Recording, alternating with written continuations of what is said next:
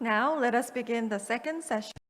네, 이제 두 번째 세션을 진행하도록 하겠습니다. 두 번째 세션에서는 변화와 녹색 회복이라는 주제로 발표와 토론을 진행할 예정입니다. 연사분들께 질문이 있으시면 질문 링크 심플로우를 통해서 질문해 주시면 되겠습니다. 지금부터 정태용 교수님께서 세션을 진행해 주시겠습니다. 정태용 연세대 국제학 대학원 교수님께 마이크를 넘기겠습니다. 안녕하십니까 여러분. 이번 세션 좌장 역할을 해서 정말 영광입니다. 전 세계에서 오신 연사분들이 오늘 참여를 하고 계십니다. 다시 한번 제14회 서울 ODA 국제회의를 주최해 주신 코이카, 특히 손혁상 코이카 이사장님께 감사드립니다. 제가 진정으로 오늘 회의에 참석하게 되어서 흥미롭고 중요한 회의에 오게 돼서 영광입니다. 이사장님 감사합니다. 두 번째 세션 주제는 기후변화와 녹색 회복입니다. 이번 세션의 규칙은 간단합니다. 연사분 3분이 발표를 해주실 예정인데요. 연사 한 분당 15분 정도 내로 발표를 해주시기 바랍니다. 그리고 나서 한 차례 정도 질문을 받아서 연사분들이 답변을 하는 시간을 갖고요. 그리고 조직위 측에서 저에게 알려주시기를 라이브로 실시간으로 질문을 받는다고 들었습니다. 그 질문창에 올라온 질문들을 한 2-3개 정도 받도록 하겠습니다. 말씀드렸던 것처럼 각 연사분들께서 15분 내로 모두 발표를 해주셔야 됩니다. 그리고 나서 저희가 토론을 하도록 하겠습니다. 그럼 제가 시작하기 전에요. 간략하게 오늘 이 3분의 연사분들을 소개하겠습니다. 소개가 필요 없는 분이시죠? 네, 소개드리겠습니다. 글로벌 녹색 성장 연구소의 프랭크 라이스베르만 사무총장님이십니다. 환경 분야의 전문가이시죠. 현재 GGGI 글로벌 녹색 성장 연구소를 이끌고 계십니다. 긴 커리어를 다 제가 소개할 필요가 없어서요. 프로그램북을 봐주시기 바랍니다. 두 번째 연사분 소개하겠습니다. 현장에는 없고요. 온라인으로 접속을 하고 계십니다. UN 환경계획 UNEP 조이스 음슈아 사무차장님이십니다. 역시 긴 커리어와 또 경륜을 갖고 계신 분입니다. 세 번째 연사분은 한국국제협력단의 송웅엽 이사님이십니다. 세 분 정말 탁월한 역량을 갖고 계신 분들입니다. 그러면 먼저 시작해 주시겠습니까? 프랭크 라이스베르만 사무총장님.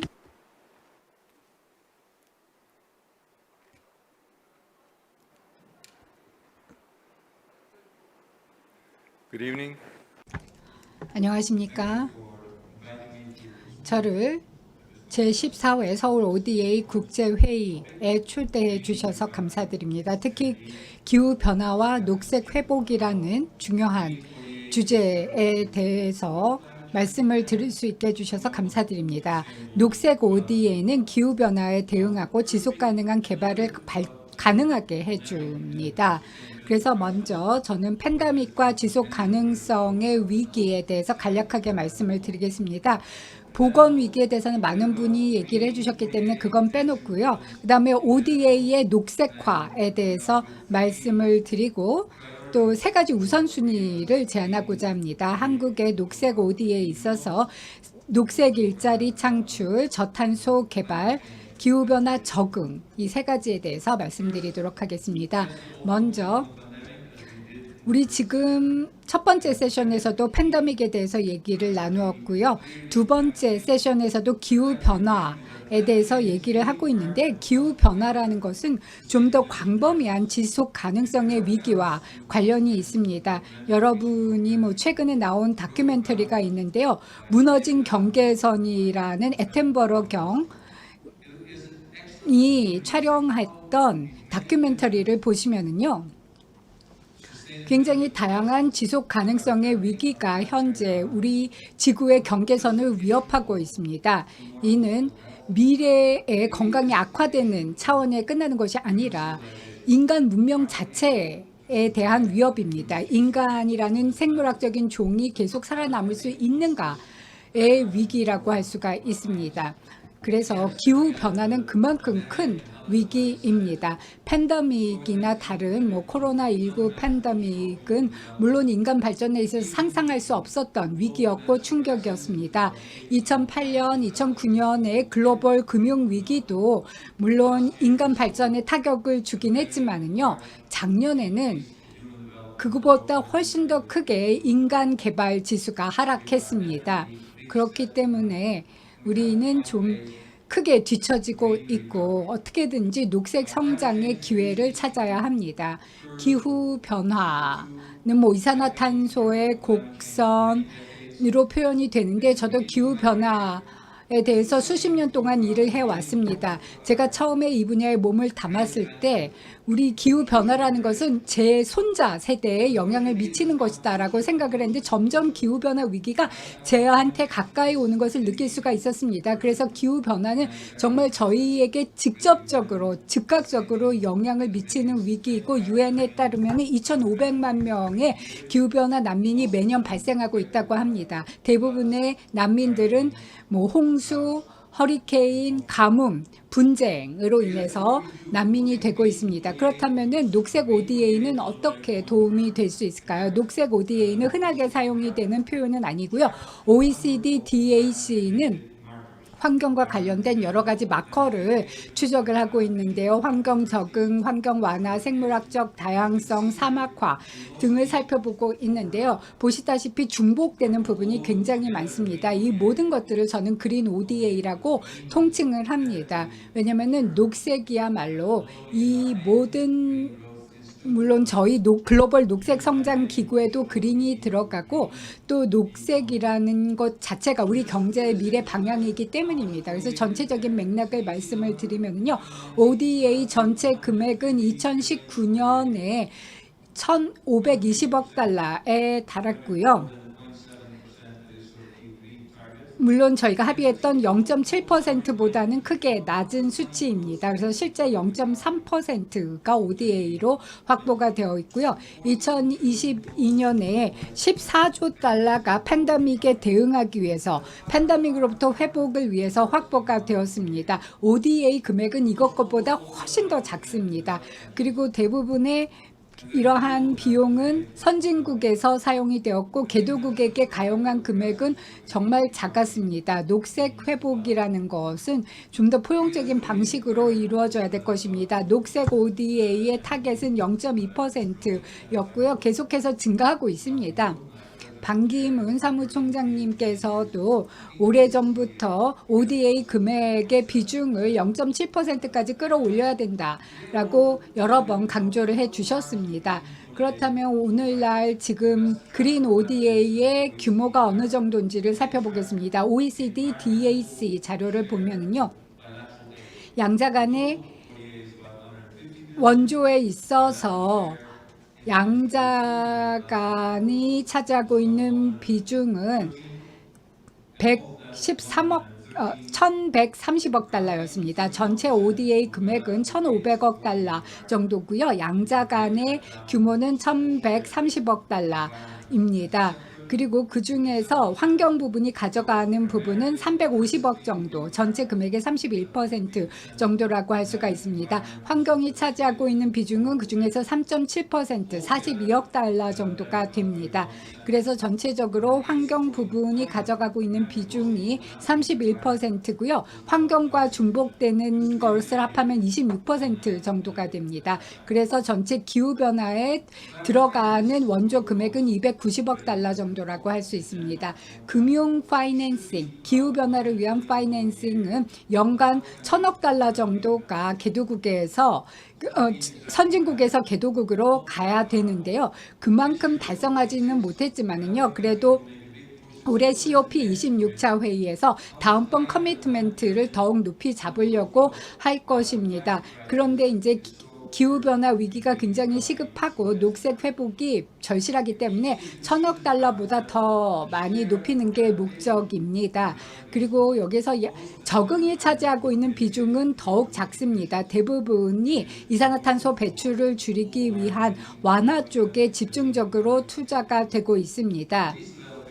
최저 개발 국가 같은 경우에는 이산화탄소 배출을 가장 적게 하는데도 불구하고 기후변화 적응을 위해서 그들에게 제공되는 파이낸싱은 굉장히 작습니다. 타겟은 50대 50으로 가는 것이지만 거기까지 가기에는 아직도 길이 멉니다. 한국의 상황은 어떨까요? 2018년에 마지막 OECD DAC 환경 비중 보고서가 나왔는데 한국의 비중은 작습니다. 그렇지만 이제 나중에 세션에서 또 말씀을 해주시겠지만요. 한국의 2019년에 녹색 ODA는 크게 증가했습니다. 그리고 손 이사장님께서도 그 비중을 더욱 높이겠다고 말씀을 해주셨습니다. 2018년의 비중은 작았지만은요. 한국이 기후에 대해 가지고 있는 파이낸싱은 완화보다는 적응 쪽에 더 많이 치중이 되었습니다. 전체적인 세계적인 트렌드와는 반대 방향으로 가서 좀 흥미로운 수치라고 할 수가 있는데요. 대표적인 그린 ODA 공유국들 같은 경우에는 전체 미국을 제외하고는 녹색 ODA 비중이 40% 정도입니다. 이제 녹색 회복과 녹색 뉴딜이 많이 추진이 되고 있는데 유럽 쪽에서도 앞으로 7년 동안의 예산을 최종적으로 확정하고 있는데요. 유럽 같은 경우에도 그 녹색 ODA 비중을 50%까지 늘리려고 하고 있고 시민사회나 EU의 파트너 기관들도 모두 그렇게 노력을 하고 있습니다. 이게 과거의 수치가 아니라 미래의 수치라는 것을 말씀을 드리고 싶습니다. 한국도 이러한 대표적인 공여국의 수준에 더 가깝게 갈 수 있을 거라고 생각합니다. 전체 기후 금융에 있어서 양자 간의 ODA의 비중은 작습니다. 왼쪽에서 세 번째 칼럼을 봐주시면요. 비중이 민간 부분의 파이낸싱보다 작은 것을 보실 수가 있습니다. 그러한 사실도 주지할 필요가 있다고 생각이 됩니다. 글로벌 녹색 성장 기구는 두 가지 일을 하는데요. 정부 정책을 수립하는 데 도움을 주고 또 저희 회원국들이 가장 높이 평가하는 것이 녹색 파이낸싱을 확보한다는 것입니다. GCF의 인증에 대해서 이제 송우겹 이사님께서 자세히 말씀을 해주시겠는데요. 그뿐만 아니라 민간 부분에 있어서도 40% 정도의 기후변화 금융을 담당하고 있습니다.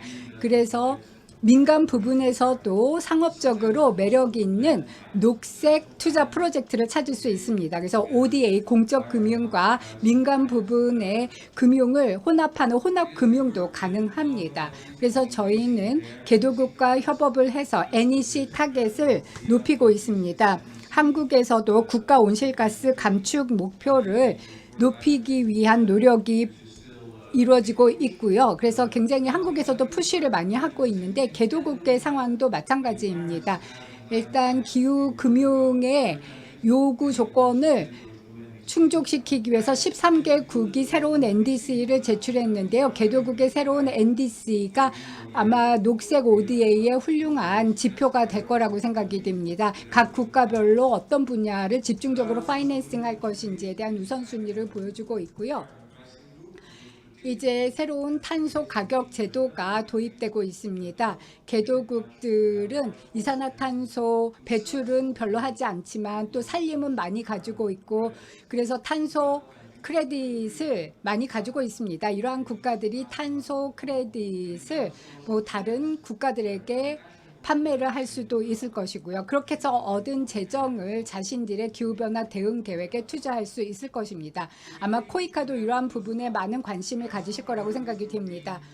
그리고 녹색 성장 ODA에 우선순위가 있습니다. 녹색 일자리 창출이 녹색 회복 그리고 녹색 회복에 있어서도 모든 개도국에 있어서 고용 수치를 높이는 게 가장 시급한 의무라고 할 수가 있고요. 저탄소 개발을 해야 됩니다. 특히 최저빈국 같은 경우에는 기후변화 적응에 초점을 맞춰서 뭐 스마트한 농업이라든지 여러 가지 선진 방법을 활용을 해야 될 것입니다.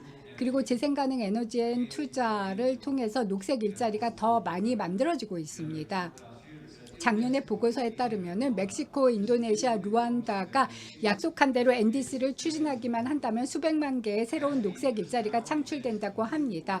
지금 최근 녹색 회복과 행동, 기후 행동에 대해서 저희 30개의 회원국들의 상황에 대해서 보고서를 막 만들었는데요. 이러한 국가들이 NDC 목표를 달성을 하고 재생가능 에너지와 산림 활동을 했을 때 상황을 평가를 해보았는데요. 수백만 개의 일자리가 창출이 될 수가 있습니다. 특히 중견소득 국가에서 많은 일자리가 창출이 될 수 있습니다. 그런데 최저빈국 이디오피아와 같은 국가 같은 경우에는 이산화탄소 배출 감축 목표가 없습니다. 주로 수력을 많이 활용을 하려고 하는데요. 이디오피아가 만약 재생가능 에너지를 사용해서 SDG 7번을 달성을 한다면은 이디오피아도 추가적으로 40만 개의 재생가능 에너지와 관련된 일자리를 창출할 수 있게 될 것입니다. SDG 7번과 관련해서요. 산림 부분에서는 더 많은 일자리가 창출될 수 있습니다. 그 100만 달러를 투자했을 때 15년 정도 더 많은 일자리 job year를 달성할 수 있게 될 것입니다. 이것이야말로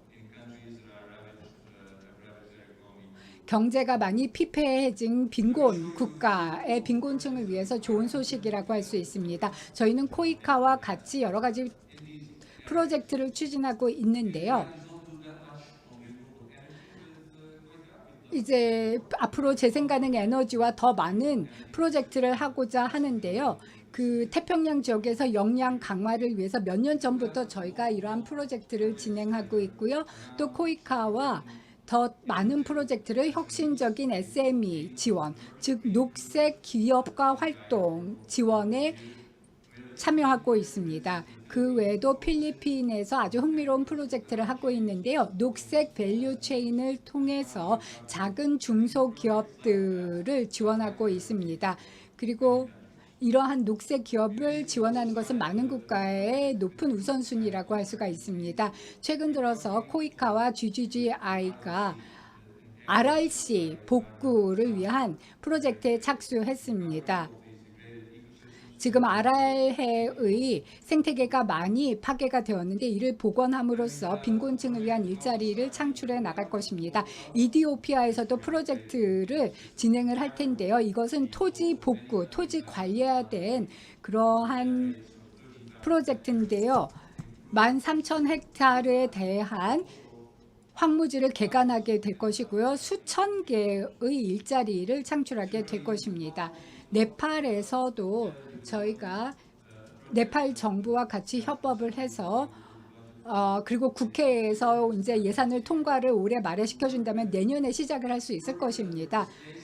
특히 코로나로 인해서 난민이 됐던 농민들, 특히 해외에 일을 하러 갔다가 다시 네팔로 돌아온 그러한 농민들을 기후에 스마트한 농업 활동을 할 수 있도록 하는 것입니다. 그래서 빈곤층의 경제적 회복을 기후변화 복원과 같이 달성을 하는 프로젝트가 될 것입니다. 아주 흥미로운 프로젝트입니다. 코이카 프로젝트뿐만 아니라 또 디지털과 스마트한 농업을 통해서 세네갈에서도 비슷한 프로젝트가 진행이 될 것입니다. 이러한 프로젝트가 굉장히 많이 계획이 되어 있습니다. 콜롬비아와는 저희가 PCP 그리고 녹색 기업가 활동을 진행하게 될 것이고요. 또 아마존의 산림 파괴를 막기 위해서 콜롬비아에서도 프로젝트를 진행할 것입니다. 그리고 또 도시 환경에 있어서 폐기물 관리 프로젝트도 진행하고 있는데요.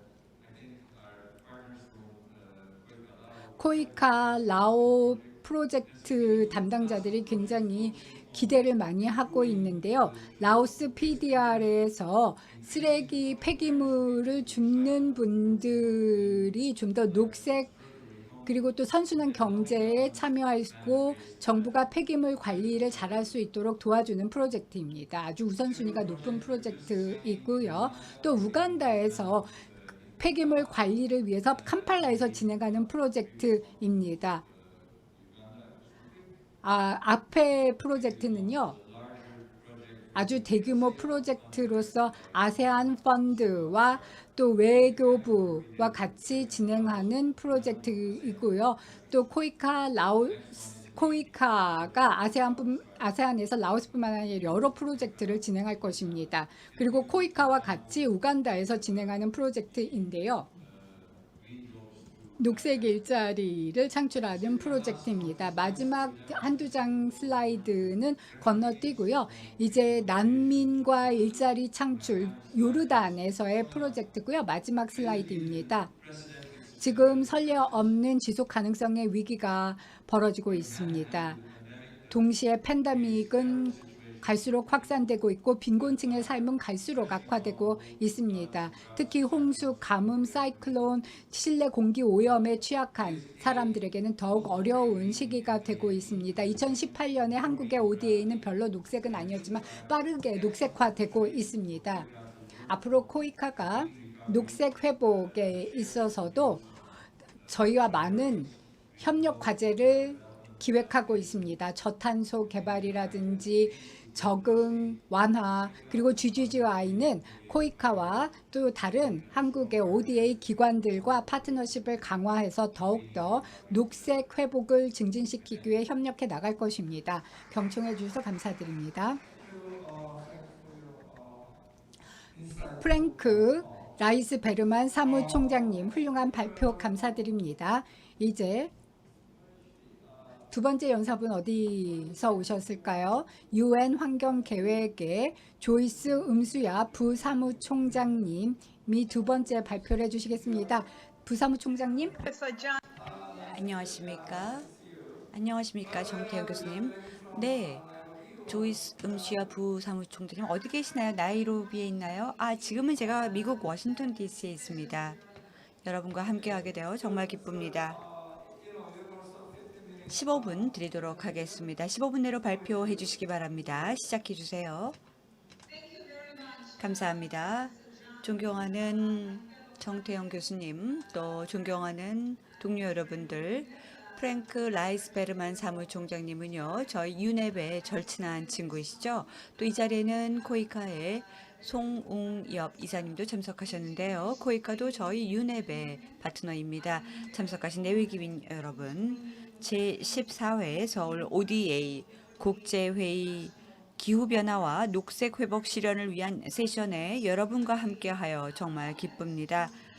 더더군다나 제가 단순하게 그냥 참여를 하는 게 아니라 GGGI 사무총장님 바로 연이어서 발표를 하게 되어 영광입니다. 또 제가 좋아하는 주제 다루게 되어 기쁩니다. 발표를 하기 전에요. 좋아하는 속담으로 시작하겠습니다. 여러 버전이 있지만요. 모두 동일한 메시지를 전하고 있습니다. 그 메시지 전달해 보겠습니다. 우리 인류는 조상으로부터 세상을 물려받는 게 아니라 후손에게서 빌려온다라는 속담입니다. 이 속담에는요. 지속가능한 개발이라는 본질이 녹아 있습니다. 최선을 다해 우리 후손들이 적어도 우리보다 더 열악하지 않은 세상에서 자라도록 노력을 해야 합니다. 이 메시지를 속담이 전해주고 있습니다. 이 속담의 교훈을 인류가 제대로 깨닫지 못하고 있습니다. 최근 유니세프 보고서는 이렇게 명시하고 있습니다. 자, 그대로 읽어보겠습니다. 유니세프 보고서 그대로 인용해 보겠습니다. 10억 명의 어린이가 기후변화, 기타 환경 위협으로 인해 매우 높은 위험에 처해 있는 바 폭염, 홍수, 사이클론, 납, 대기오염, 벡터 매개 질병 등등 위험에 처해 있다. 이러한 공포가 심화되고 악화됨에 따라서 깨끗한 공기, 음식, 물에 대한 접근에서부터 아동들의 권리 전체가 훼손되고 있고 교육, 주거, 착취로부터의 자유, 심지어는 생존권까지 위협받고 있다. 우리는 우리 후손에게 아이들에게 점점 더 해로운 세상을 물려주고 있다라는 문구가 있었습니다. 복합적이고 중복되는 충격이 어린이에게 고통을 주어서 건강하고 만족스러운 삶을 살 기회를 가장 심각하게 손상시키는 곳이 그 어디보다도 개발도상국이라고 저는 생각합니다. 기후, 생물 다양성, 오염 위기가 심화되어감에 따라서 더욱 악화될 것입니다. 그렇다면 개도국은 현재 이 방향을 바꾸기 위해 무엇을 해야 될까요? 코로나 충격으로부터 어떻게 회복할 수 있을까요? 어떻게 하면 우리 아이들에게 우리가 살고 있는 세상보다 더 나은 모양의 지구라는 행성을 남겨둘 수 있을까요? 이 질문에 답하기 전에 먼저 우리는 우리가 어디로 가야 하는지 이미 알고 있다는 점을 분명히 밝히겠습니다. 지속 가능한 개발 목표는 우리가 공유하는 미래에 대한 대담하고 아름다운 비전에 대한 청사진을 제공해주고 있습니다. 수억 명의 사람들이 더 이상 매일 배고픈 상태로 잠들지 않고 10명 중 1명이 더 이상 빈곤으로 고통받지 않으며 양질의 교육, 평생 학습 기회가 모두에게 제공되는 미래를 우리는 눈앞에 두고 있습니다. 그러나 지도는 있지만 아직 어느 길로 가야 될지 방향을 찾지 못하고 있습니다. 2019년 말까지 SDG를 달성하기 위한 전 세계의 노력은 이미 궤도에서 벗어났습니다. 그러던 중에 코로나19가 닥쳐서 전 세계가 100년 만에 최악의 경기 침체에 빠졌고 세계의 빈곤은 20여 년 만에 처음으로 증가하고 있습니다. 그리고 팬데믹이 심각한 만큼 기후변화, 오염, 생물 다양성 손실이라는 이 세 가지 위기가 지구가 겪고 있는 삼중의 위기로 다가와서 지구상의 생명체에 훨씬 더 큰 실존적 위협을 제기하고 있습니다. 우리는 단기적으로 전염병에서 회복할 수 있겠지만 지구 위기를 해결하는 방식으로 회복하지 않는다면 SDG와 작별을 해야 되고 아이들이 마땅히 누려야 할 세상을 후손에게 물려줄 기회에 작별을 고해야 합니다. 그럼 어떻게 회복할까요? 어떻게 방향을 찾고 공유된 미래를 향해 걸어갈 수 있을까요? 답은 세 부분으로 나뉩니다. 첫째, 반드시 과거의 개발 실수를 피해야 합니다. 과거 실수들은 지속 가능한 개발 목표를 달성할 수 없게 만드는 방식으로 바로 삼중고 세 가지 위기가 지구를 더욱더 힘들게 하고 있습니다. 둘째, 시급하게 회복을 위한 재정 지출이 방향을 틀어서 가장 큰 피해를 입히는 부분, 산업, 기반 시설에 더 이상 투자를 하면 안 됩니다. 셋째, 의사결정 중심의 자연이 있어야 됩니다. 그러면 제가 첫 번째부터 설명을 드려보겠습니다. 과거에 개발 실수하지 말자는 부분에 대해서요. 빈곤, 기아, 실업과 같은 전통적인 문제에 직면했을 때 기존의 반응은 더 많이 성장하고 더 확장하고 더 많이 건설하는 것입니다. 특히 경제 성장은 만병통치약으로 여겨져 왔습니다. 세계의 모든 사회 문제에 대한 만병통치약입니다. 물론 여긴 진실이 있습니다. 세계의 일부 지역에는 엄청난 발전이 있었습니다. 빈곤 감소, 전력 접근성, 모자 건강 이러한 분야의 발전은 경제적인 확장 없이는 불가능했을 것입니다. 그러나 우리가 목도했던 성장과 개발의 유형은 지난 세기 동안에 고소득 국가가 누렸던 형태로 끔찍하게 큰 대가를 치르게 되었습니다. 우리가 만들었던 도로, 건물, 교통, 산업, 전기와 같은 기반 시설은 지구를 덮이는 온실가스 배출량의 4분의 3을 차지합니다.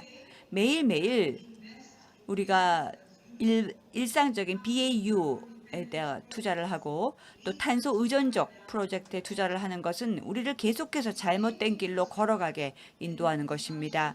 동일한 기반 시설과 이를 통해 촉진되는 소비 패턴이 생물 다양성 위기를 부추기고 있습니다. 아마존의 모든 산림 벌채의 95%가 도로 6km 이내에서 발생하고 있습니다. 우리는 이러한 유형의 결과를 최소화하기 위해 인프라를 더 잘 계획할 수 있어야만 합니다. 공해 위기도 마찬가지입니다. 인간의 건강과 웰빙을 파괴하는 대기오염, 화학물질 및 폐기물들은 우리가 선택했던 경제, 사회발전 경로의 직접적인 결과입니다. 제가 말씀드리고 싶은 첫 번째 요점이었습니다. 전염병에서 회복하고 사람들을 빈곤, 기아, 건강 악화에서 벗어나게 하려면 개발도상국이 과거와 현재에서 범했던 실수를 피하는 것이 가장 중요합니다. 인간 개발과 웰빙을 지원하는 인프라가 절실히 필요하지만 과거와는 다른 방식으로 해나가야 합니다. 오늘날 우리에게 필요한 것, 한국이 정말 좋은 모범 사례를 보여주고 있습니다. 제가 인천 송도에서 거주했었습니다. 한국에서 가장 청정 도시라고 생각합니다. 우리는 모든 잘못된 길을 바로잡기 위한 전례 없는 기회를 얻고 있습니다. 그 이유는 2050년에 존재하게 될 인프라의 대부분이 아직 구축되지 않았기 때문입니다. 수조 달러의 투자가 연간 이루어져야지만 가능하겠죠. 그런데 대부분 개발도상국에서 건설이 될 것입니다. 그럼 이번에는 우리가 어떻게 해야지 과거의 실수를 재범하지 않을까요? 먼저 개발도상국은 세 가지 행성의 위기를 부추기고 있는 해로운 투자를 회복을 위한 지출이라는 명목으로 하는 것을 즉시 전환해야 됩니다. 왜 이 메시지가 제대로 전달되지 않을까요? 그 이유는 현재 복구 지출로 사용되고 있는 2조 2,500억 달러 중 80% 이상이 일상적인 업무를, 즉 BAU를 하기 위한 투자에서 사용되기 때문입니다. 중대한 실수입니다. 이러한 투자는 인간의 웰빙을 해치고 SDG를 달성할 수 있는 국가의 능력을 파괴하는 바로 온실가스 배출, 오염, 생물 다양성 손실을 계속 지속시킬 것입니다. 경제적 의미도 거의 없습니다. 우리는 모두 알고 있습니다. 녹색 재정 지출이 전통적인 지출 대안보다 더 강력한 경제적 수익을 제공할 수 있다는 것을 알고 있습니다. 예를 들어서 에너지 효율성, 재생 가능 에너지에 투자하는 것은 화석 연료에 대한 투자보다 100만 달러당 5배가 더 많은 일자리를 창출하고 있습니다.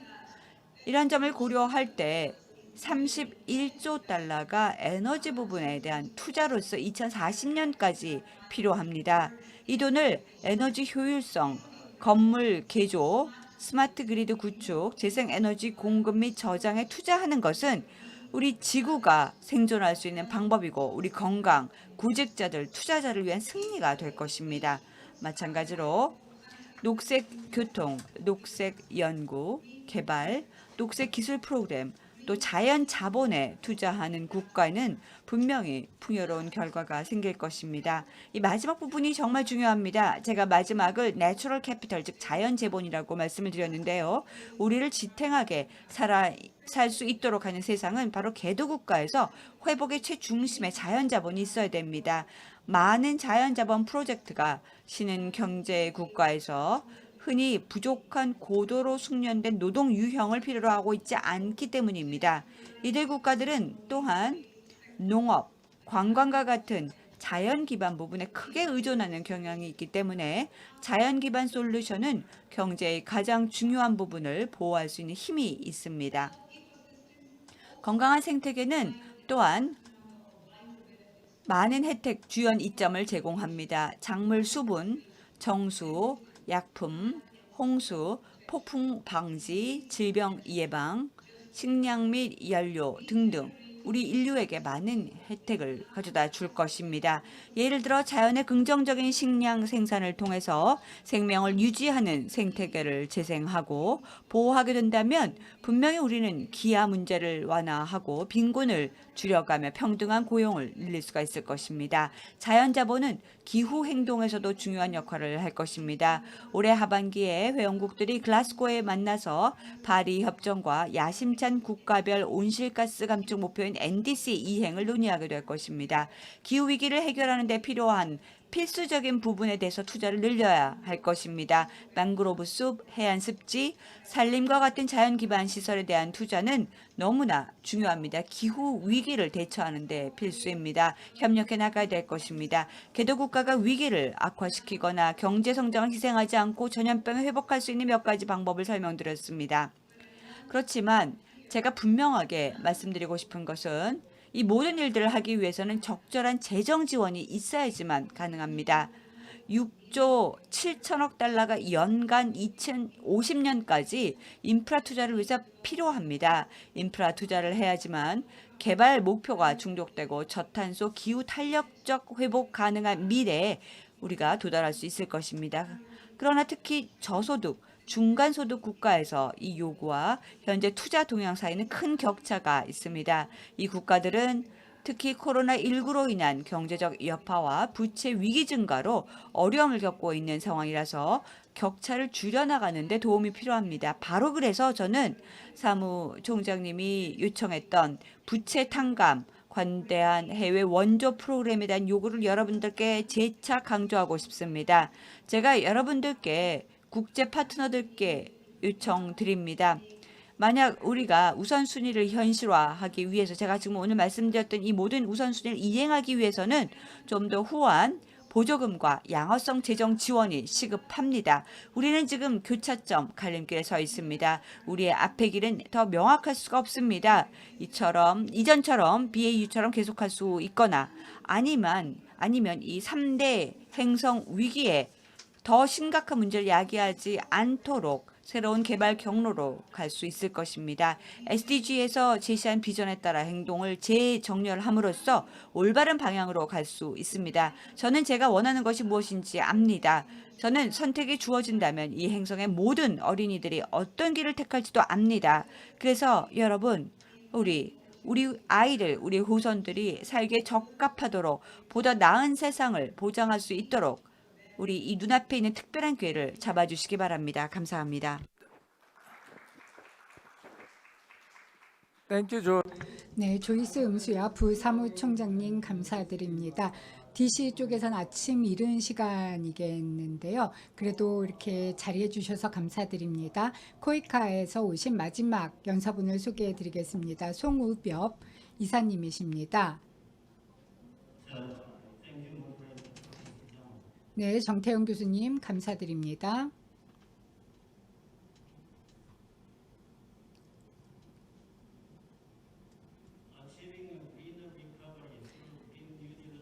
그린 뉴딜 ODA를 통해서 녹색 성장을 달성하는 것은 그 어느 때보다 중요해졌습니다. 코로나19로 인해서 생겨난 글로벌한 경기 침체가 지금 계속되고 있고 기후변화의 여파도 갈수록 커지고 있습니다.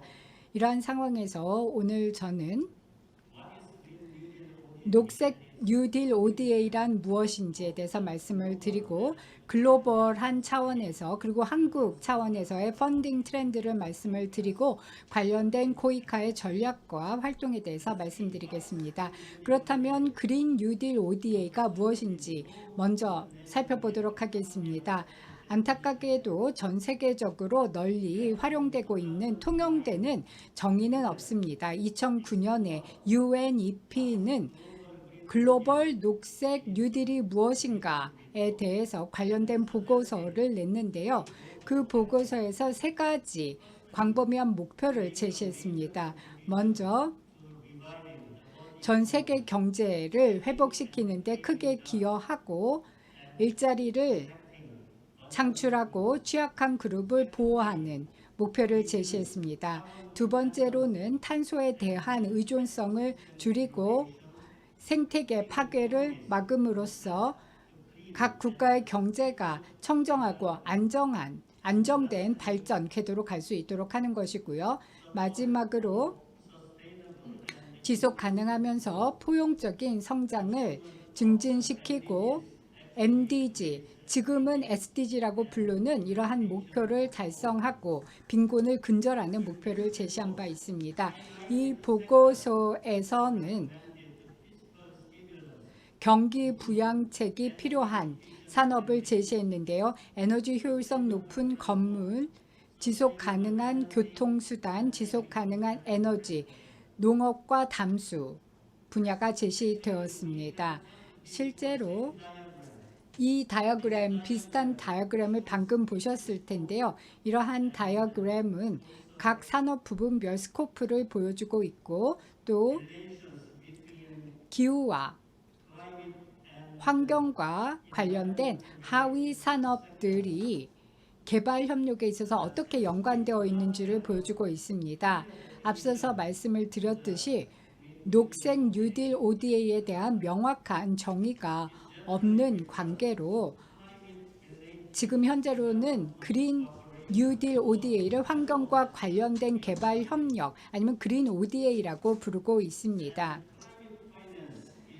기후 금융은 지금 현재 정책 대화나 통계에서 가장 많이 사용이 되고 있는 지표로서 그린 ODA 개념과 가장 근접한 용어로 사용되고 있습니다. 이제 펀딩의 트렌드를 살펴보도록 하겠습니다. OECD DAC 회원국의 전체 양자간 ODA 펀딩 트렌드를 살펴보면은요, 지난 5년 동안 계속해서 증가해 왔고 2019년에는 344억 달러에 달했습니다. 이것은 전체 ODA 금액의 28%에 해당하는 금액이며 2015년 대비 14% 증가한 금액입니다. 그들 중에 43%가 기후 완화 활동에 투자되었고 34%가 기후 적응 활동에 투자되고 있고 24%가 모두 완화와 적응과 관련된 활동에 투자가 되었습니다. 그렇다면은 최고 공여국은 누구인지 살펴보겠습니다. 양자 간의 기후와 관련된 ODA의 최대 공여국은 글씨가 작아서 보이지 않는데요. 독일이 지금으로서는 양자 간의 기후 ODA를 가장 많이 기여하는 국가라고 할 수 있고 그 다음에 일본, EU, 프랑스, 영국이 차지하고 있고요. 한국은 7위를 차지하고 있습니다. 이제 그린 뉴딜 정책에 대해서 말씀드리겠습니다. 주요 선진 국가, 미국, EU의 펀딩 트렌드도 같이 살펴보도록 하겠습니다. 상세하게 말씀드리진 않겠는데요. 이러한 국가들의 공통적인 목표는 2050년까지 탄소 제로 배출을 달성하고 화석 연료에서 청정 에너지로 신속한 에너지 전환을 달성하는 것입니다. 그린 뉴딜 정책도 경제 전반에 걸쳐서 저탄소로의 전환에 초점을 맞추고 있습니다.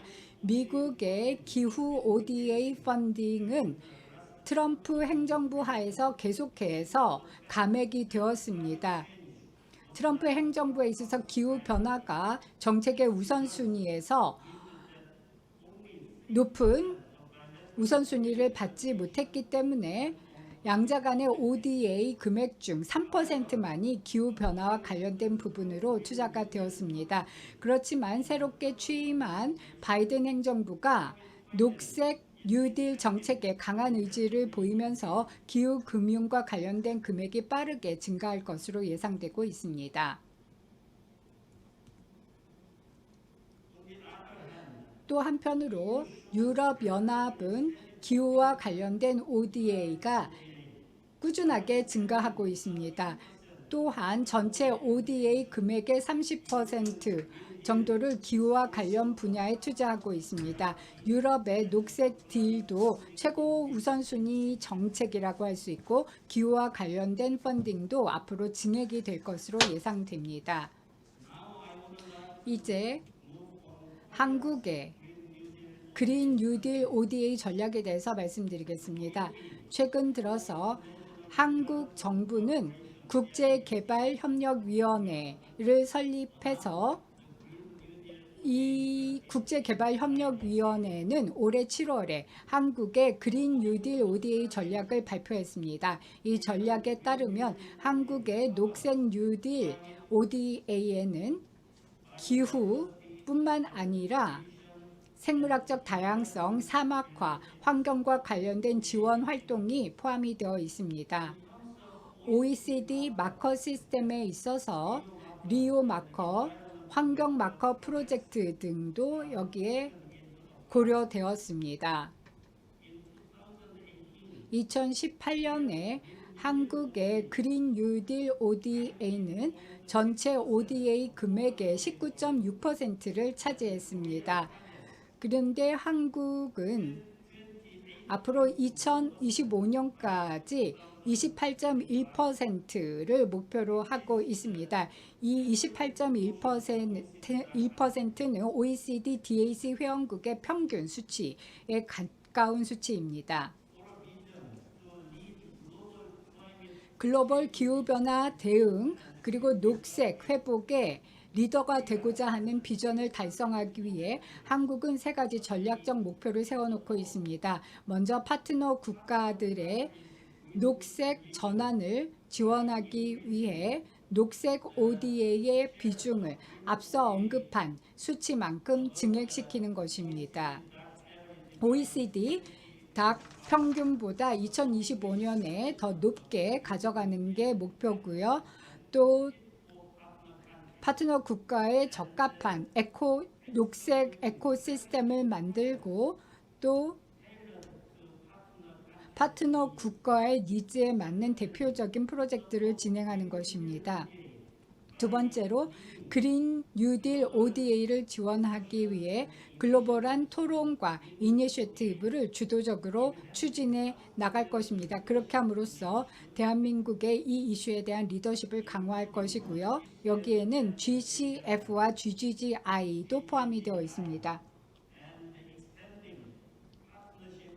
또한 UN 기구들과 또 다자간 개발은행과의 파트너십 확대도 포함이 되어 있습니다. 마지막으로는 파트너 국가들과 상호 호혜적인 시너지를 달성하고 또 국내 국외 정책과 시너지 효과를 달성함으로써 모든 프로젝트의 효과성을 높인다는 목표를 가지고 있습니다. 한국 정부는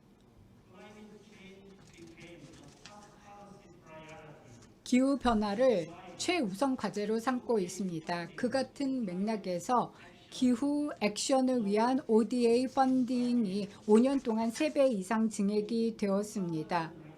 2019년에 한국은 10억 달러에 달하는 ODA를 기후변화와 관련된 액션을 타겟팅하는 프로젝트에 약속했습니다. 이는 양자 간의 ODA 금액의 30%를 차지하는 것으로서 OECD DAC 평균 23%보다 높은 수치입니다. 한국은 기후 ODA 금액으로는 7위를 차지하고 있고 상대적으로 ODA가 GNA에 차지하고 있는 비중으로 봤을 때는 GNA에서 차지하고 있는 비중보다 더 많은 금액을 절대적으로 공유하고 있습니다. 그리고 에너지 부분이 기후 ODA의 50%를 차지하고 있습니다.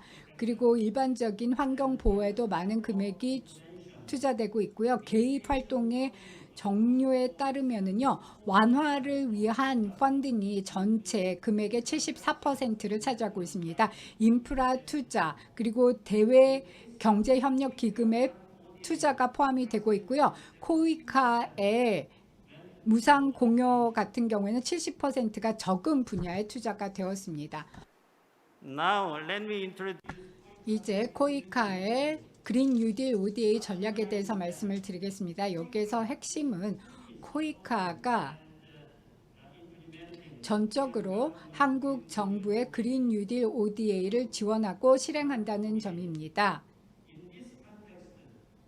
이러한 맥락에서 기후변화의 리스크를 제한하고 2050년 넷 제로를 달성하고 기후변화에 복원력 있는 개발을 달성하기 위해서 세 가지 전략적 목표를 세웠습니다. 첫 번째로는 2050년 넷 제로를 지원하기 위해 저탄소로의 전환을 지원한 것입니다. 두 번째로는 파트너 국가들의 녹색 회복을 지원하고 기후변화 적응을 지원하기 위해서 도시, 생태계, 인프라, 기후 회복력을 지원하고 마지막으로 녹색 기후 파트너십을 확대함으로써 기후 금융과 기술 분야를 포함시키는 것입니다. 최근 들어서 코이카는 성공적으로 GCF, 즉 녹색 기후 기금의 인증 절차를 통과했습니다. 이는 코이카의 ODA 정책과 프로젝트 관리 역량이 글로벌 표준을 충족한다는 것을 입증합니다. 그리고 코이카의 무상 원조와 GCF의 금융이 혼합된 혼합금융이 앞으로 계속해서 글로벌한 녹색 회복과 그린 뉴딜을 지원할 것이고 개발의 효율성을 높여줄 것입니다. GCF와의 파트너십을 기반으로 해서 코이카는 강력한 환경, 사회적 안전 장치를 구축해 나갈 것이고 양성 정책이 미래의 코이카 프로젝트에 적용이 될 것입니다. 말씀을 마치기 전에 코이카가 진행하고 있는 프로젝트 사례를 설명해 드리겠습니다. 이것은 피지에서 진행되고 있는 농업 태양광 발전 프로젝트인데요. 이 프로젝트 파이낸싱에는 코이카 무상 원조와 GCF 대출, 프라이빗 에퀴티 금융과 피지 정부의 코파이낸싱이 포함이 되어 있고요. 이 모든 금액이 다 합쳐졌을 때 1,600만 달러 정도의 예산이 확보되었습니다. 이 프로젝트의 가장 중요한 목표는 50%의 에너지 전환을 진행함으로써 화석 연료에서 청정 에너지로 가도록 하는 것이고 또 그 지역의 식량 안보를 높이고 지역 주민들의 소득을 증대시키기 위해서 농업의 생산성을 높이는 것입니다. 이 프로젝트는 또 피지에 아주 큰 의미를 가집니다. 왜냐하면 피지 정부가 앞으로 100% 에너지를 2035년까지 청정 에너지로 전환하겠다고 밝혔기 때문입니다. 이제 태평양 지역에도 그린 뉴 딜과 녹색 회복이 본격적으로 시작이 될 것이라 예상이 됩니다.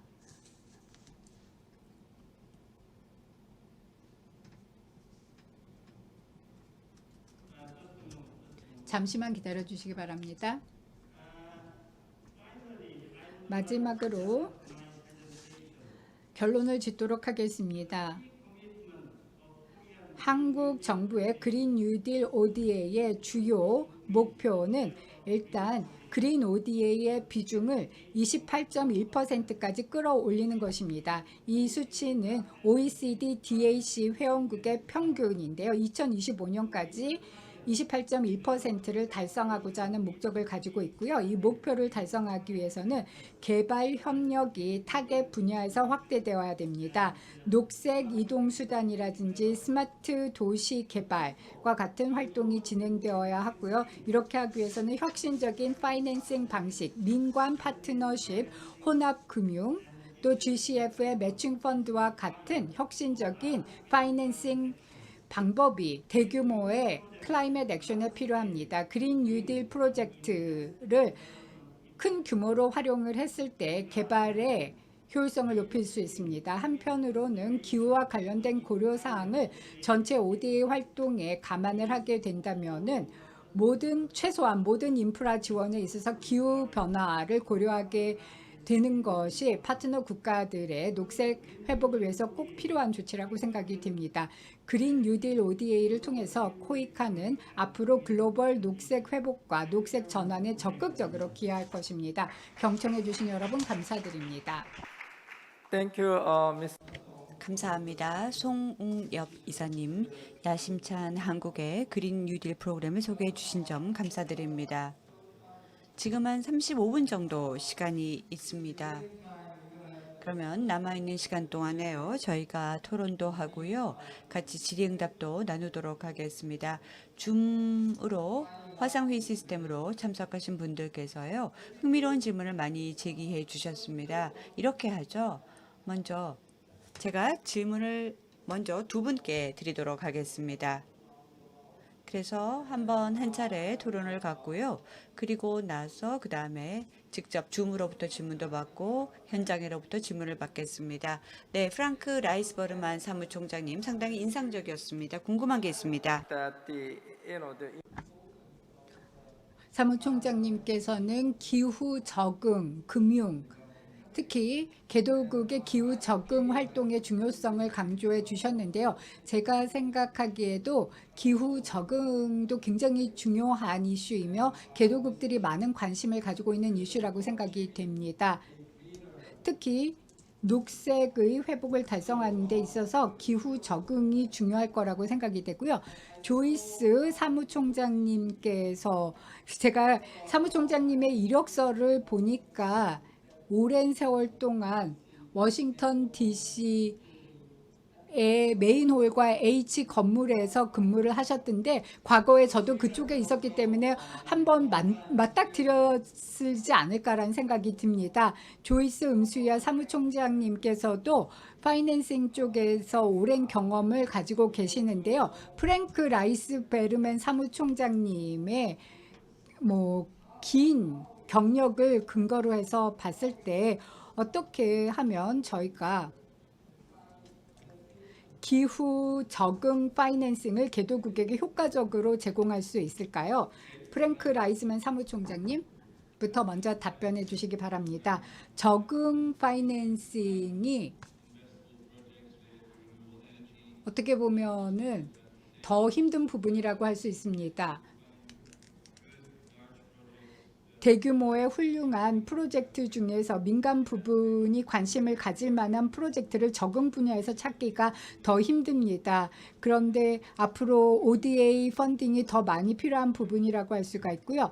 또 기후 적응 프로젝트는 일자리 창출을 많이 할 수 있습니다. 산림과 관련된 프로젝트, 특히 산림 보전 프로젝트가 많은 아프리카 국가의 최우선 과제인데요. 황무지를 개간하고 재식림을 하는 게 굉장히 노동 집약적인 활동이 있기 때문에 그다지 까다로운 스킬을 요구하지 않습니다. 그래서 녹색 회복을 할 수 있는 일자리 창출 그리고 지속 가능한 생계의 기회가 벌어질 거라고 생각이 되고 이상적인 것은 스마트 농업과 같이 결합이 되는 것입니다. 솔러 이리게이션 이러한 부분의 프로젝트는 민간 부분도 충분히 관심을 가질 만한 프로젝트라고 생각이 되고요.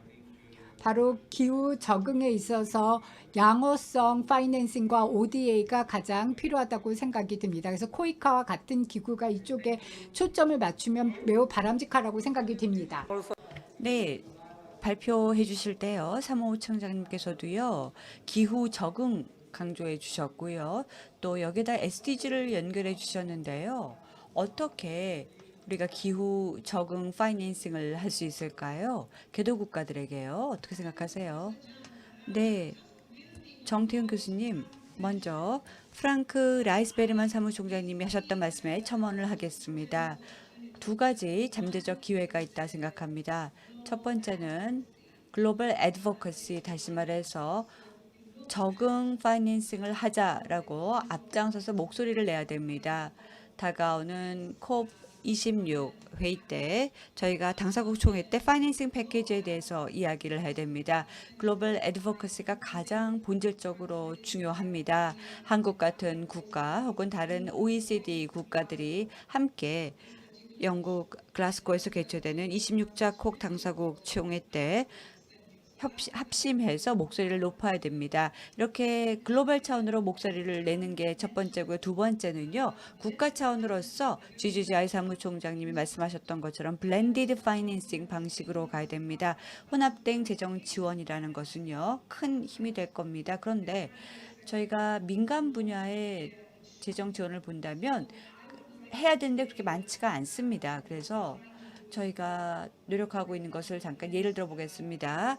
UNEP 같은 경우는요. 프라이빗 섹터 이니셔티브를 독려하고 있습니다. 직접 데이터와 과학을 제공해서 민간 단체들, 민간 기업들에게요.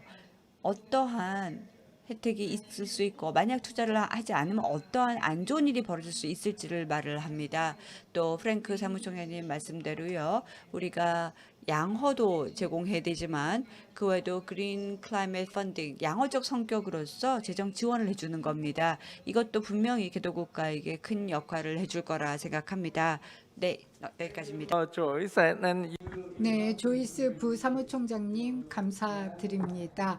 혼합 금융에 대해서 제가 송웅엽 이사님의 발표를 들으면서 혼합금융을 다시 한번 강조하시는 것을 들을 수 있었는데요. 송웅엽 이사님께서 이 혼합금융에 대해서 좀 첨언을 해주시겠습니까? 조이스 부사무총장님도 언급을 하셨듯이요. 네, 좌장님 감사합니다.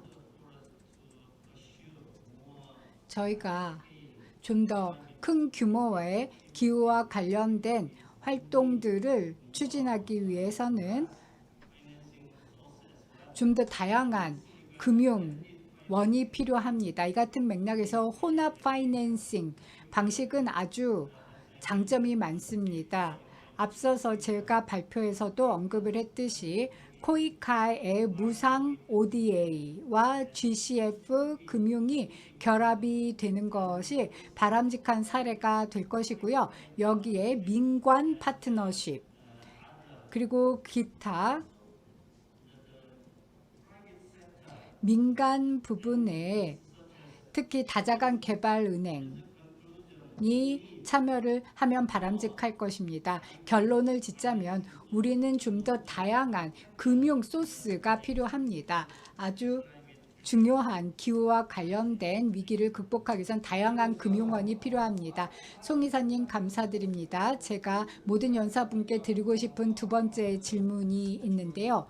조이스 사무총장님의 발표를 듣고 생각이 난 질문인데요.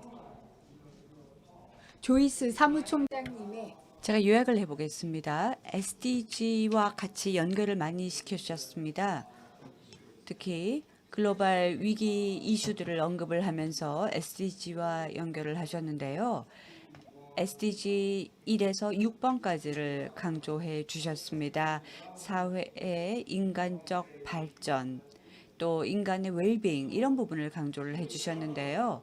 그러면 우리의 주제가 무엇입니까? 두 번째 세션의 주제는 기후변화와 녹색 회복입니다. 그렇지만 어떻게 우리가 좀 더 하드웨어적인 회복을 할 수 있을까요? 경제 회복을 어떻게 할 수 있을까요? 좀 더 인간적인 차원에서 또 사회적인 차원에서 어떻게 회복을 할 수 있을지 그래서 사무총장님께 부탁드립니다. SDG의 첫 번째 목표, 사회적 개발, 또 인간의 웰빙 이러한 맥락에서 좀 더 설명을 해주시겠습니까? Thank you, Professor John. 감사합니다. 예, 질문이요. 굉장히 시의적절하고 또 아주 의미 있다 생각합니다. 다음과 같은 이유 때문입니다. 아시겠지만 유넵은 본부가 나이로비 케냐에 있습니다. 그래서 제가 살고 있는 곳이죠. 그런데 또 신흥 경제들 그리고 또 중견 국가도 있고요. 또 저소득 국가도 모두 다 같이 동참하고 있습니다. 많은 환경적인 도전 과제나 이슈들을 보면은요. 인간 개발 문제와 직결되어 있습니다. 한번 생각해 보시겠습니까? 현재 코로나 팬데믹으로 어떤 현황에 처해 있습니까? 선진 국가들이 그리고 앞으로도 굉장히 많은 수요에 직면할 것입니다. 회복 여정으로 나아갈 때요. 팬데믹에서부터 극복할 때요. 두 번째, 경제 성장이 굉장히 더딥니다. 이거는 전 세계적인 추이이고요. 또 개도 국가는 더 많은 영향을 받고 있습니다. 여러분 한번 상상해 보세요. 지금 얼마나 큰 와해가 이루어지고 있고 경제 체제가 상당히 영향을 받고 있고 국가 내 경제 활동도 계속해서 선진국가에서 어려움을 겪을 것입니다. 그런데 선진국가, OECD 국가들을 포함한 선진국가들은요. 어떤가요? 경제가 어느 정도는 축소가 되었습니다. 위축되었죠. 그래서 ODA 전망을 해보면 아직은 좀 시기상조이긴 하지만요. 과연 얼마나 많은 ODA들이요. 개도국가로 갈지는 예의주시해 봐야 됩니다. 그러면 SDG 단단하고 또 아주 바람직한 프레임워크를 제공해 줄 겁니다. 그래서 환경적인 차원, 특히 기후변화를 포함해서 그리고 또 경제적 회복을 포함해서 우리들에게 바람직한 틀을 제공해 줄 것입니다. 그러면 우리가요, 모든 점을 연결해 줘야 됩니다. 기후 변화 도전 과제의 대부분 개도국가가 겪고 있는 걸 한번 보시기 바랍니다. 개발 문제죠, 사실은요. 그래서 우리에게 정말 필요한 것은요, 바로 인터벤션을 해야 됩니다. 데이터와 과학을 통해서 계속 개입을 해 나가야 됩니다. 그리고 마찬가지로 국가개발계획에도 접목을 시켜야 됩니다. GGGI 라이스 베르만 사무총장님 팀이 정말 너무 잘하고 계십니다. 현재 청정경제, 녹색경제를 위해서 정말 많은 노력을 해주고 계십니다. 그래서 제가 기후와 인적자원 개발이랄까 사회랄까 이 모든 것들을 다 연결하는 것입니다. 감사합니다. Well, 네, 송우병 이사님께서 좀 코이카의 SDG와 관련된 프로젝트, 특히 1에서 6번까지 사회적 발전 그런 부분에 대해서 말씀해 주시겠습니까? 아시다시피 코이카의 주요 목표는 SDG 목표를 다양한 측면에서 최선을 다해 달성하는 것입니다. 특히 아시다시피 코로나19 팬데믹은 더 이상 보건의료만의 위기가 아닙니다. 이제 경제, 사회적 위기로 번졌습니다. 그리고 기후 변화는 인간에게 있어서 코드 레드에 해당하는 아주 중대한 위기가 되었습니다. 이러한 측면에서 코이카는 한국 정부의 그린 뉴딜 ODA를 실행하는 일을 충실하게 수행하고 있습니다. 특히 개도국들이 지금 현재 코로나19 팬데믹으로 인해서 그 누구보다 큰 피해를 보고 있습니다. 코이카는 개도국의 녹색 회복을 달성하기 위해서 좀 더 다양한 기후와 관련된 지원 프로젝트를 진행하고 있습니다. 송 이사님 감사드립니다. 프랑크 사무총장님, 네. 저희는 녹색 성장을 환경적으로 지속 가능한 성장이며 사회적으로 포용적 있는 성장이라고 보고 있습니다. 네, 특히 코로나19 팬데믹의 녹색 성장에 있어서 녹색 일자리를 창출하는 것이 제1차 목표라고 할 수 있습니다. 두 가지를 말씀을 드리고 싶은데요. 기후 프로젝트와 관련해서 GCF가 주로 언급하는 영향은 녹색가스, 온실가스 배출을 얼마나 줄이냐인데요. 이 같은 프로젝트를 통해서 동시에 그 고용 효과도 창출할 수 있습니다. 특히 이러한 프로젝트를 잘 설계를 한다면은 온실가스 배출을 줄일 수 있을 뿐만 아니라 고용 부분에도 혜택을 달성할 수 있고 특히 취약층을 위해서 그렇게 맞춤 설계를 할 수 있습니다. 그래서 저희가 코이카에 제안한 프로젝트에는 네팔에 있는 프로젝트도 있는데요. 해외에 갔다가 다시 농촌으로 돌아오는 네팔 근로자들, 특히 네팔 농민들을 지원하기 위한 프로젝트입니다. 동시에 기후적으로 복원력 있는 농업을 진행하게 될 것입니다. 그래서 농업 시스템을 좀 더 환경에 대한 복원력을 가질 수 있도록 할 것이고요. 요르단 같은 경우에는 난민이 굉장히 많은 국가입니다. 그래서 해외에서 들어온 난민 캠프를 지원할 필요가 있고요. 동시에 요르단에 있어서도 일자리를 창출하는 게 필요한데요. 지금 현재 작은 기업들이 굉장히 많은 고용을 창출하고 있습니다. 그래서 뭐 영세 기업들이 아니면 더 많은 사람들이 기업 활동을 할 수 있도록 도와주는 게 필요합니다. 여성이 녹색 비즈니스를 하고 일자리를 창출할 수 있도록 하기 위한 프로젝트가 이제 난민을 대상으로 요르단에서 진행이 될 것입니다.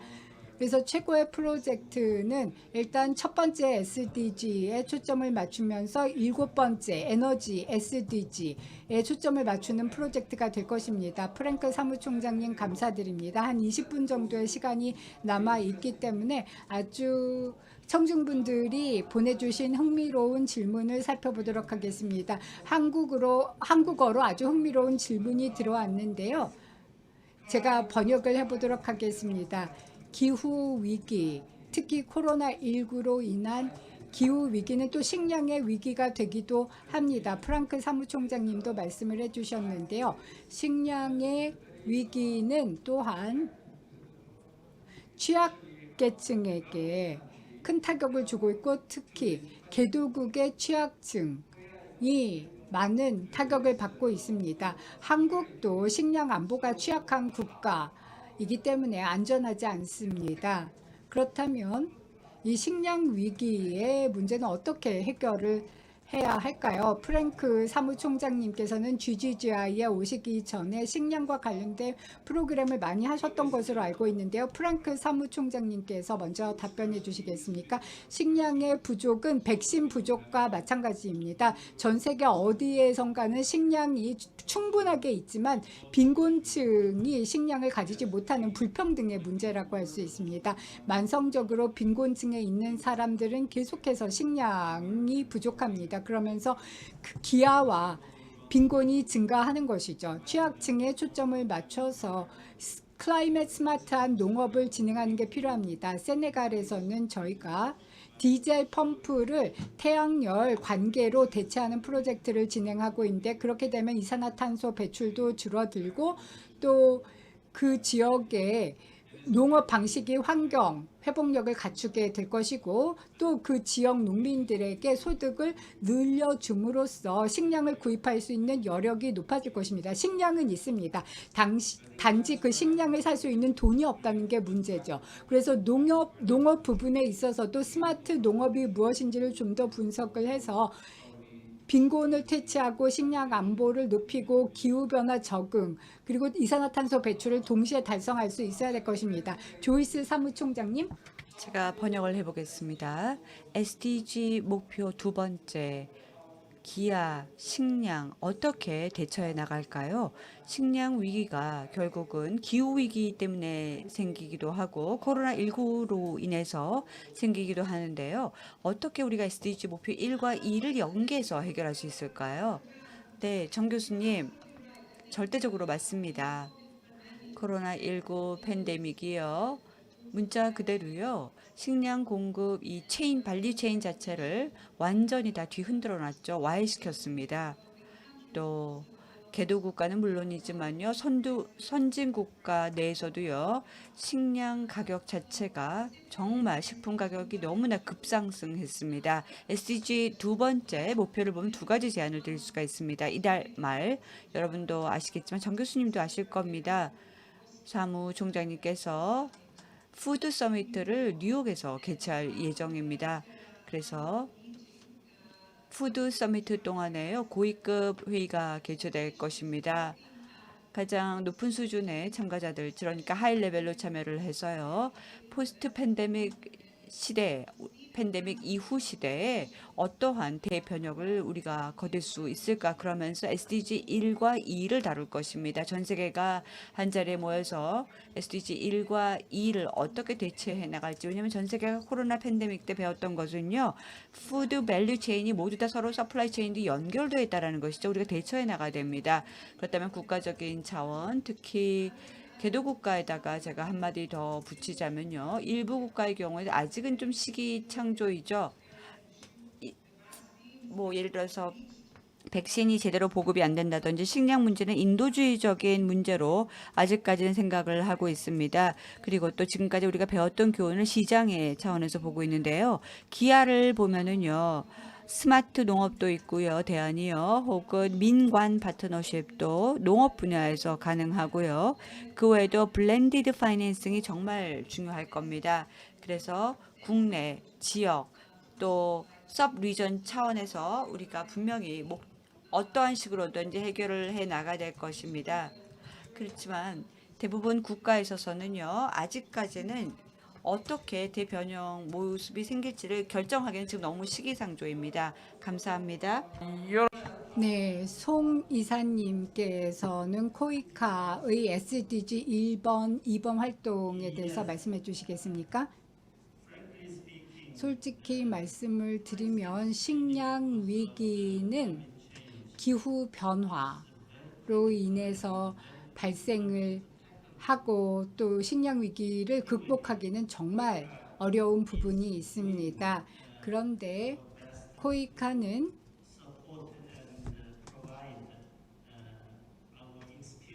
저희의 경험과 기술을 파트너 국가들에게 제공하고 농업 부분에 도움을 주기 위해서 최선의 노력을 다하고 있습니다. 아시다시피 한국 사회는 새마을 운동과 같은 활동을 했던 경험을 가지고 있습니다. 한국 사회는 과거에 농업 사회였기 때문에 오랫동안 쌓아온 농업 기술력을 가지고 있습니다. 그러한 이유에서 코이카는 우리가 가지고 있는 농업 분야의 경험을 적극적으로 공유하고 농업 기술을 공유함으로써 저희의 파트너 국가들이 농업 생산력을 높일 수 있도록 최선을 다하고 있습니다. 다음 질문으로 가기 전에 프랭크 사무총장님께 다시 질문을 드리겠습니다. 아주 흥미로운 지적을 해주셨는데요. 제가 제대로 이해를 했다면요. 식량은 전 세계 어딘가에 있습니다. 주로 선진국에 있겠죠. 그런데 중요한 것은 이것을 어떻게 배급을 할 것이냐. 그리고 빈곤층이 식량을 살 수 있는 소득을 창출을 할 수 있도록 해줘야 된다라고 얘기를 해주셨는데요. 그 부분에 대해서 좀 더 상세하게 말씀을 해주시겠습니까? 세네갈의 사례에 대해서 말씀을 해주셨는데 일반적으로 말씀을 해주시면요. 네, 식품 쓰레기가 음식 쓰레기가 엄청 많습니다. 부자 사람들이 버리는 음식 쓰레기가 엄청난 양인데요. 특히 기근이 있었을 때 배고픔을 느끼는 사람들은 그 국가가 식량을 가지고 있었음에도 불구하고 돈이 없어서 식량을 구입할 수 없었기 때문에 굶주릴 수밖에 없었습니다. 그래서 빈곤과 식량 안보는 밀접하게 연결이 되어 있습니다. 아프리카 지역 같은 경우에는 상당히 많은 빈곤층이 농촌에 거주하고 있기 때문에 어떻게든지 농촌의 농업 활동을 통해서 생계를 구축할 수 있어야 됩니다. 그리고 이것은 당연히 기후 변화와 관련이 있습니다. 농민들은 특히 홍수나 사이클론 이러한 것의 피해에 민감하기 때문입니다. 특히 모잠비크의 아이다라는 사이클론이 너무나 큰 피해를 줘서 팬데믹보다 더 큰 피해를 줬다고 들었습니다. 그러니까 과거 방식의 빈곤 퇴치 방식과 새로운 기후변화 적응 전략이 결합이 된다면 지속 가능한 생계를 마련할 수 있게 될 것이고 단기적으로는 고용 창출 효과가 있게 될 것입니다. 코로나로 실업이 된 사람들이 이제 다시 SDG 활동을 통해서 일자리를 얻을 수 있을 것입니다. 조이스 사무총장님께서 더 첨언을 하시겠습니까? 아니면 다음 질문으로 갈까요? 네. 글쎄요. 사실 상당히 상황은 복잡합니다. 왜냐하면 이런 연구가 지난주에 발표가 됐습니다. 미국 같은 국가에서 나온 이야기인데요. 이 특정 연구에서 언급을 하고 있는 숫자를 보면은요. 평균 식량 낭비, 쓰레기가 40% 정도 나온다고 합니다. 따라서 소비와 생산 자체가 굉장히 중요한 핵심적인 문제입니다. 기후에 주는 영향도 크죠. 기후가 농업에 주는 영향도 상당히 심각하죠. 그렇기 때문에 기후에 대해서 이야기를 할 때는 우리가 기아랄까 다른 SDG 발전에 대해서 생각을 해야 될 거고요. 또 코로나19 팬데믹이 이 문제 자체를 더욱더 명확하게 드러나게 해주었습니다. 하지만 여기에 또 인프라 문제도 있습니다. 식량 쓰레기가 너무 많지 않습니까? 예를 들어서 식량을 제가 케냐에 사는데요. 케냐의 농촌 지역을 간다면 혹은 나이로비 쪽을 가본다면요. 도로 상황이 너무 안 좋기 때문에 제대로 식량을 배송하는 문제가 힘들 경우가 많습니다. 우리가 도로 상황만 좀 더 개선해서 푸드 서플라이를 조금 더 개선한다면 여기에도 쓰레기를 좀 더 줄이면서 기후에 영향을 덜 줄 수 있는 방법도 있습니다. 감사합니다. Well, 네, 감사합니다. 마지막 청중이 보내주신 마지막 질문이 아주 논쟁적이고 흥미로운 질문인데요. 이 질문에 따르면 녹색 기후 친화적인 환경 친화적인 기술, 소위 말하는 그린 테크놀로지가 너무 비싸다라는 내용인데요. 우리는 계속해서 녹색 ODA의 중요성을 강조하고 있는데 비용 측면에서 살펴보고 ODA의 효과성을 고려한다면 이 녹색 기술 기반의 ODA보다는 일반적인 ODA를 활용하는 게 좀 더 비용 효과적이다라는 질문인데요. 이 녹색 ODA가 어떤 측면에서 그 녹색 기반의 ODA가 다른 일반 비녹색 ODA보다 효과성이 높다라는 것을 어떻게 주장할 수 있는지에 대해서 질문을 해주셨는데 조이스 사무총장님? 네, 감사합니다. 정 교수님, 저에게 이런 질문을 해주셔서 글쎄요, 아주 흥미로운 질문이긴 한데요. 또 저도요.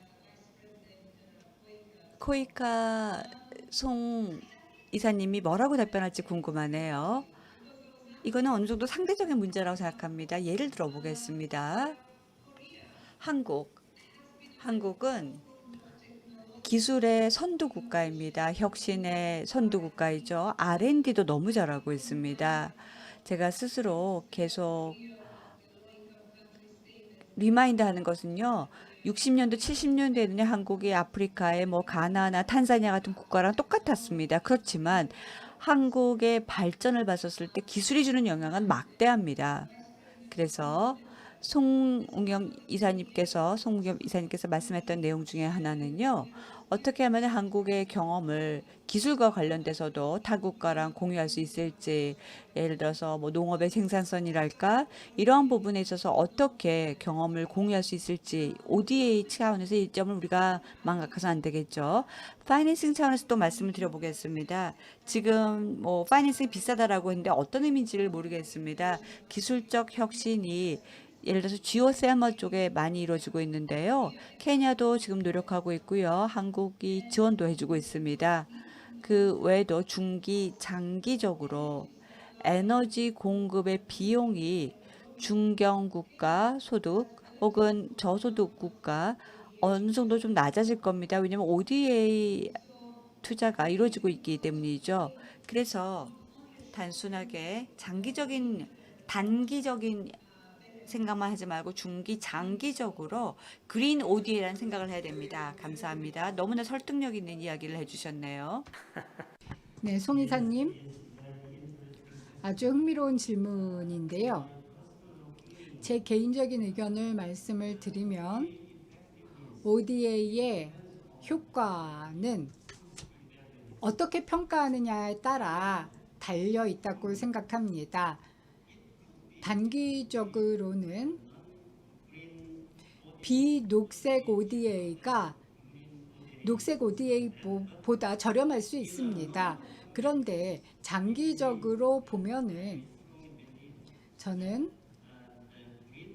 녹색 ODA가 좀 더 효과적이다라고 확실하게 생각합니다. 왜냐하면 기후 위기라는 것은 인류 전체에게 아주 큰 위기입니다. 그렇기 때문에 이 기후 위기를 극복하기 위해서는 우리가 단결하고 모든 이들 간의 연대가 필요합니다. 그렇기 때문에 단기적인 부분 그리고 한정적인 부분만 평가를 해서는 안 됩니다. 우리 지구 전체에 대해서 포괄적이고 좀 더 기본적인 접근 방식을 채택해서 기후변화 위기에 대응해 나가야 된다고 생각합니다. 감사합니다. 네.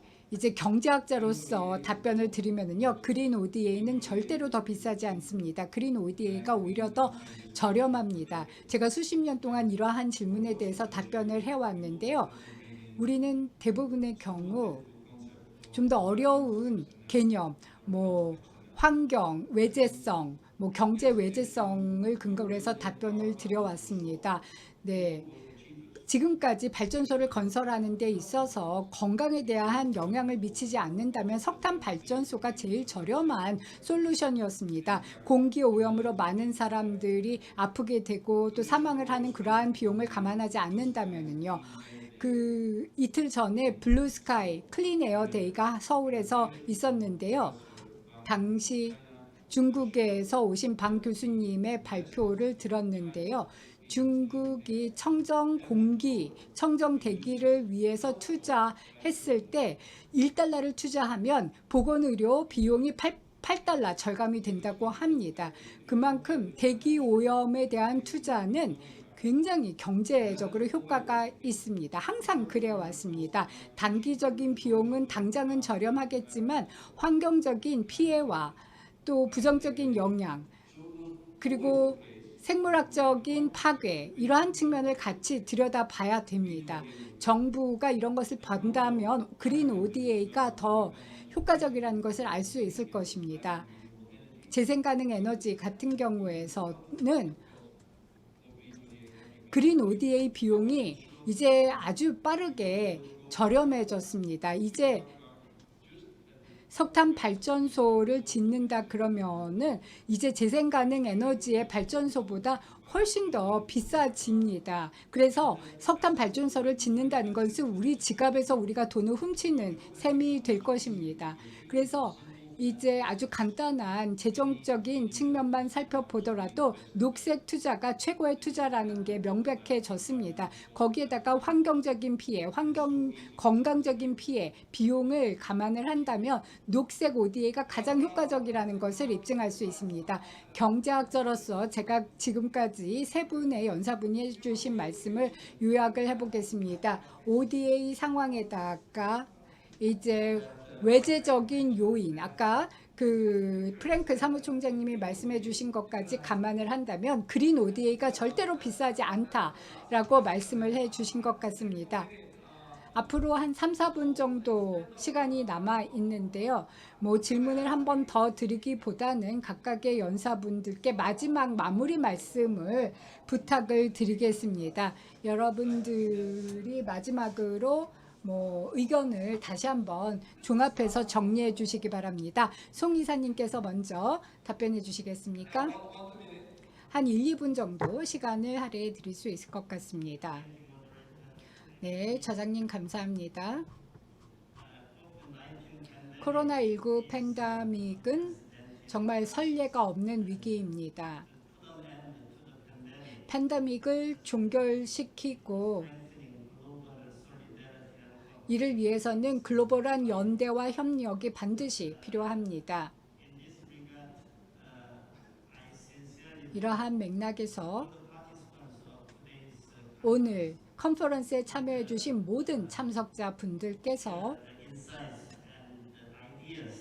가지고 계시는 모든 아이디어와 의견, 특히 글로벌한 개발에 있어서 도전과제를 극복하고 모두를 위한 더 나은 미래에 대한 의견을 적극적으로 개진해 주시면 감사드리겠습니다.